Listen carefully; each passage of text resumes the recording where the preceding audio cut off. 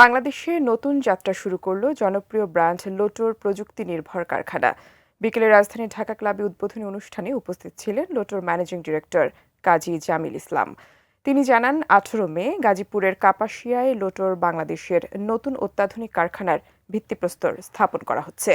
এতে থাকবে অত্যাধুনিক অটোমেশন লাইন, পরিবেশ বান্ধব টেক সলিউশন এবং শ্রমিক বান্ধব কর্মপরিবেশ। নতুন কারখানার মাধ্যমে অত্র এলাকায় সহস্রাধিক নতুন কর্মসংস্থান সৃষ্টি হবে এবং রফতানির পথ সুগম হবে, যা দেশের বৈদেশিক মুদ্রা অর্জন ও অর্থনীতিতেও ইতিবাচক প্রভাব ফেলবে। তিনি আরও জানান, দেশজুড়ে 220টিরও বেশি আউটলেটে বিপুল সমারোহে নতুন এই পণ্য সম্ভার নিয়ে লোটো বাংলাদেশ স্টাইলিশ ও ফ্যাশনপ্রেমী গ্রাহকদের জন্য অপেক্ষা করছে। এ সময় উপস্থিত ছিলেন কোম্পানির অন্যান্য কর্মকর্তারা। 2 লক্ষ স্কোয়ার ফিটের একটা আধুনিক কারখানা গড়ে উঠছে, যেখানে অ্যারাউন্ড 2000 লোকাল শ্রমিক কাজ করবে। তার মধ্যে প্রচুর উইমেন এম্পাওয়ারমেন্ট থাকবে।